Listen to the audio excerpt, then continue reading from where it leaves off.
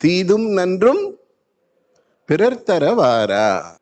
நம்ம வாழ்க்கையில் நடக்கிற நல்லதும் கெட்டதும் அடுத்தவர்களால் வருவதில்லை. நம்ம வாழ்க்கையில நடக்கிற எல்லாத்துக்கும் யாரு தான் காரணம்? நாம தான் காரணம். அப்ப நீங்க பாக்குறீங்க இல்லையா, யாரோ ஒருத்தர் தப்பு பண்ணாங்க, அவங்க நல்லா இருக்காங்கன்னு. அதுக்கு உண்மையான காரணம் என்னன்னா, இந்த ஜென்மத்துல அவங்க தெரியாம தப்பு பண்ணலாம், ஆனால் இதுக்கு முன்னாடி ஒரு ஜென்மம் எடுத்திருப்பாங்க இல்லையா, அந்த ஜென்மத்துல என்ன பண்ணியிருப்பாங்க? புண்ணியம் பண்ணியிருப்பாங்க.